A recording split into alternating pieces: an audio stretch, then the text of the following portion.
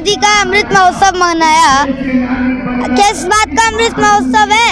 आपने कही थी कि काला धन वापस लाएंगे, और आगे काला धन वापस तो आया नहीं।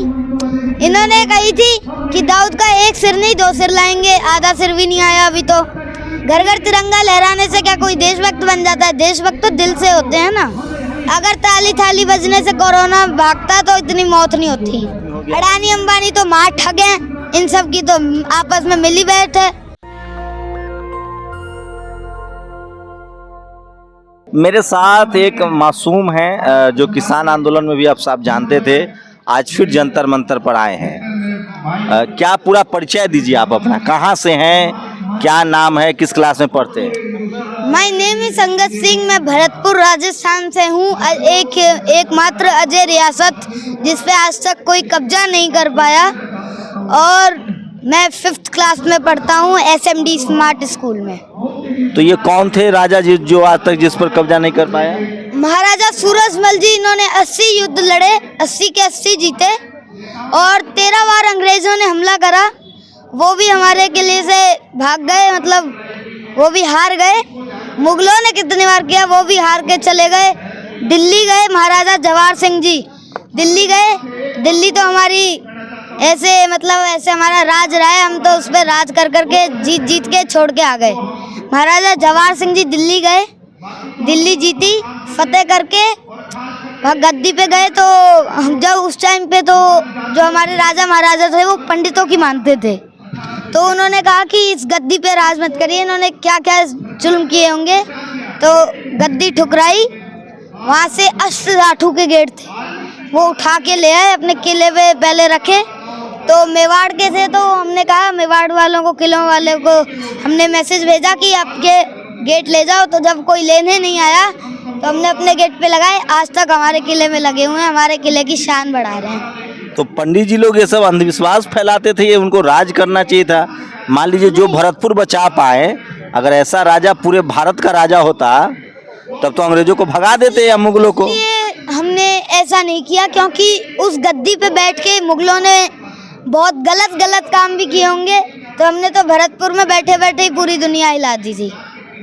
तो अभी पढ़ाई लिखाई करके क्या बनना है आपको, राजनीति में आना है? I want to be a prime minister। क्यों प्रधानमंत्री ही क्यों? प्रधानमंत्री इसलिए बनना है क्योंकि गरीब मजदूर की आवाज दब रही है। अगर जब मैं प्राइम मिनिस्टर बनूंगा ना, तो किसानों का राज चलेगा पूरे देश में। राम राज्य अच्छा नहीं है? राम राज्य तो कहना गलत बात है, जिनकी सरकार है उनका नाम बोलना चाहिए। राम राज्य तो थे, राम जी तो थे, उनको कहा जाता है मर्यादा पुरुषोत्तम श्री राम। तो मर्यादा पुरुषोत्तम तो कहाँ थे, अब ये कहाँ हैं? किसान आंदोलन में 750 किसान शहीद हुए, इन्होंने तो उनके लिए मौन भी नहीं रखा। अब ये कैसे राम की सरकार है? राम राज आपको अच्छा लगता है?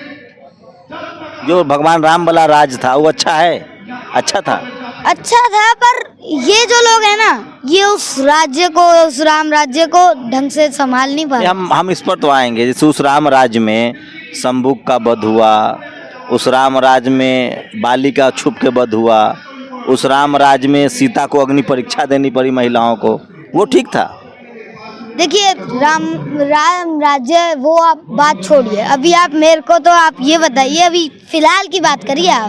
आप प्रधानमंत्री वाला सारा टैक्टिस अभी से जान रहे हैं, मतलब सवाल फंसने वाला हुआ तो जवाब नहीं देंगे। तो जवाब दे सकता हूँ, पर मोदी जी तो कह रहे हैं कि हम घर परिवार सब छोड़ दिए, चाय बेचे, जीवन भर संघर्ष किया, गरीबी से निकले हैं। वो तो गरीबों का दर्द जानते हैं। हाँ, मैं नहीं कहता, वो गरीबों का दर्द जानते हैं, तो फिर वो ऐसा क्यों कर रहे हैं? पेट्रोल के दाम इतने क्यों बढ़ा रहे हैं? डीजल के दाम इतने क्यों बढ़ा रहे हैं? गैस के दाम इतने क्यों बढ़ा रहे हैं? चूल्हे तो दे दिए, और उनको चलाने के लिए गैस चाहिए होती है, जो कि बहुत महंगी है। राजस्थान में एक योजना है, ईस्टर्न राजस्थान कैनाल प्रोजेक्ट, पूर्वी राजस्थान की योजना है, 13 जिलों की नहर योजना। तो पहले इनकी सरकार ने इसको लागू किया, तो राष्ट्रीय परियोजना नहीं बनाया। अब तो इस योजना को रद्द कर दिया गया है, और हम तो आंदोलन के लिए लड़ रहे हैं। आज़ादी अभी पूरी नहीं मिल पाई है।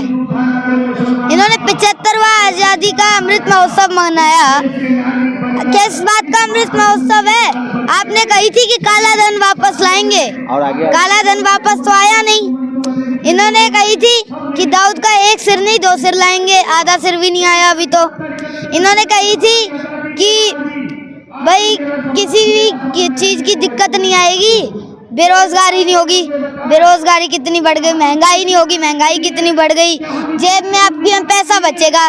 घर घर तिरंगा तो लहरा दिए। घर घर तिरंगा लहराने से क्या कोई देशभक्त बन जाता है? देशभक्त तो दिल से होते हैं ना। ताली थाली बजवा के कोरोना भगवा दी। अगर ताली थाली बजने से कोरोना भागता तो इतनी मौत नहीं होती। अच्छा, पेट्रोल डीजल कह रहे हैं, मोदी जी का खर्चा भी तो है, दुनिया भर में घूमते हैं, वहाँ इवेंट मैनेजमेंट करना होता है, तो खर्चा नहीं होगा? टीवी अखबार में ऐड देना है तो हिंदू। आप देश को गरीब कर दोगे क्या? अपने लिए देश को गरीब कर दो, आप देश को खत्म कर दोगे ऐसे? अडानी देखिए दुनिया का तीसरा अमीर आदमी हो गया। अडानी अंबानी तो मार ठग हैं, इन सब की तो आपस में मिली बैठ है। जो 3 काले कानून आए, इससे पता लगता है कि क्योंकि इनकी सरकार है। 3 काले कानून आने से पहले गोदाम कैसे बन गए? लेकिन ये स्टोरेज का कानून था, उससे पहले कानून गोदाम कैसे बन गए? लेकिन कृषि का जब इंडस्ट्रियलाइजेशन होगा, औद्योगिकीकरण होगा, तो देश को फायदा होगा। अरे देश को तो फायदा होगा, पर जब आप दुनिया को ही गरीब कर दोगे, जो अमीर है वो और अमीर होता जा रहा है, जो गरीब है वो और गरीब होता जा रहा है। लेकिन टीवी अखबार वाला तो कह रहा है कि मोदी जी भारत के सबसे सुयोग्य प्रधानमंत्री हैं। वो तो गोदी मीडिया है, वो तो गोदी मीडिया, उनका बैठाया हुआ मीडिया है। उनका तो महीने के पैसे आ जाते हैं, भाई लो तुम और हमारी न्यूज़ निकालो। पिताजी क्या करते हैं आप? मेरे पिताश्री हैं वो उनके पास स्कूल कॉलेज यूनिवर्सिटीज़ हैं, मोटिवेशनल स्पीकर हैं, और कॉर्पोरेट्स जो घराने होते हैं उनमें ट्रेनिंग देते हैं। जो बंदा बहुत स्लो है, लेजी है, उसको। मम्मी क्या करती हैं? मम्मा स्कूल की प्रिंसिपल हैं, आर्टिशियन मिनिस्टर हैं और आर्टिशियन भी हैं। तो आपको प्रधानमंत्री ही बनना है? बनना है, प्रधानमंत्री ही बनना है। एक गोल फिट कर लिया है, अब जब तक वो होगा नहीं तब तक लगा ही रहूंगा। कोई भारत का मतलब मोदी जी और बाकी प्रधानमंत्रियों में तुलना करेंगे तो कोई अच्छा लगता है? चौधरी चरण सिंह जी। क्योंकि वो जाट थे? नहीं, वो उन्होंने किसानों के लिए बहुत काम किया, किसानों की बात सुनी, गरीब की बात सुनी, उनके राज में किसी की आवाज नहीं दबी। डॉक्टर अंबेडकर के बारे में क्या जानते हैं? डॉक्टर अंबेडकर जी ने हमारे को संविधान दिलाया, और उनको सबसे पहले मैं नमन करना चाहता हूँ। और उनकी वजह से आज संविधान मिला है, पर आज पूरा संविधान नहीं मिल पाया क्योंकि गरीब मजदूर जो अपने हकों के लिए आवाज़ लड़ता है, उसकी आवाज़ दब जाती है। तो आप मतलब अभी अगला लक्ष्य क्या है? ग्रेजुएशन करेंगे, पढ़ाई लिखाई तो कंटिन्यू करेंगे? हाँ, पढ़ाई लिखाई तो कंटिन्यू करेंगे, पढ़ाई लिखाई तो बहुत ज़रूरी बात है। तो आप पीएम बनेंगे तो आरक्षण रहेगा कि जाएगा? वो देखिएगा, फ्यूचर में देखिएगा। धन्यवाद।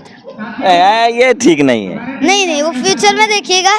हाँ। थोड़ी बातें फ्यूचर में भी पता लगनी चाहिए, हर चीज पहले ही नहीं बतानी चाहिए। मोदी जी तो बीवी बच्चा तक छोड़ दिए देश के लिए।